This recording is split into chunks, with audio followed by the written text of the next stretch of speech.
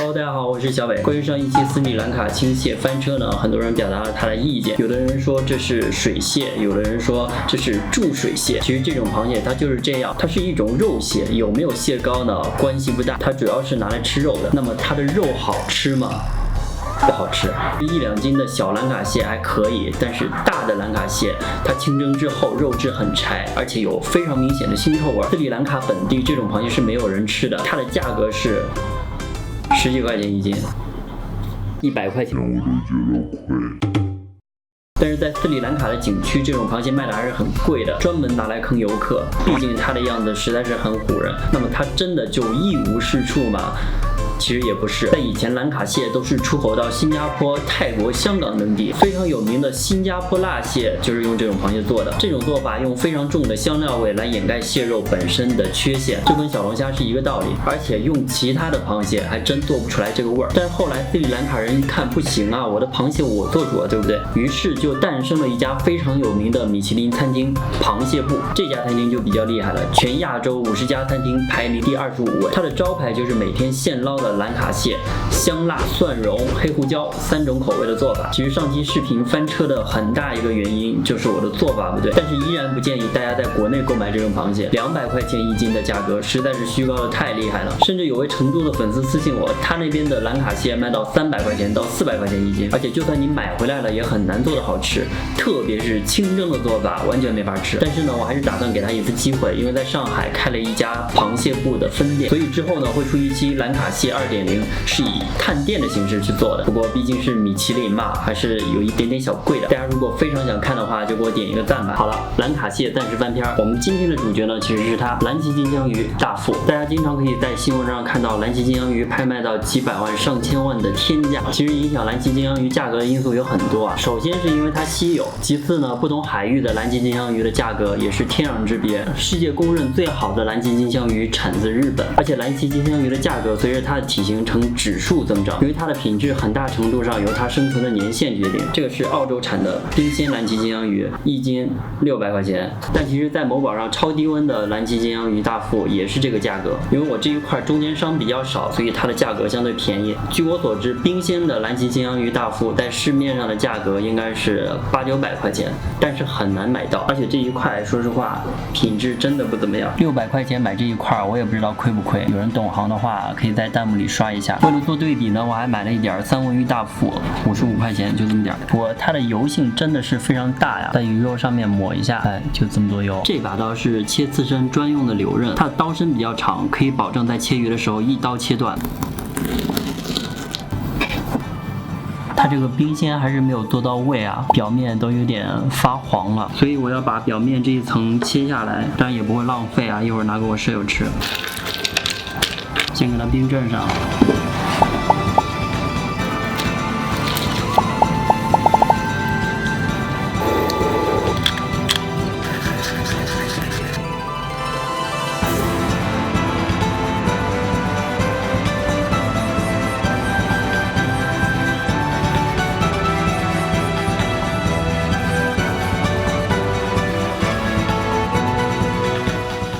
第一次做日料，看着好像很简单，但是自己做一遍发现真的是做的乱七八糟的。特别这个鱼肉啊，还好我有一个舍友可以帮我解决边角料。现在这个怕是快凉了，因为它自身的油性很大，所以我根本就没有放油。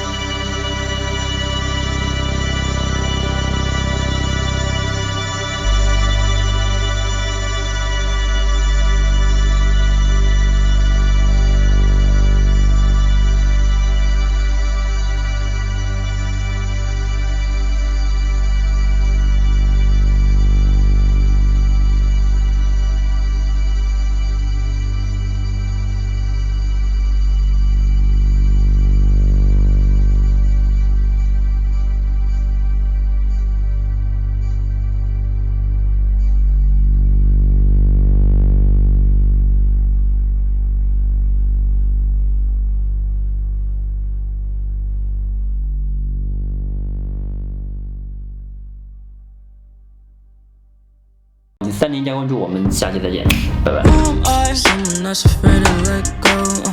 You decide if you're ever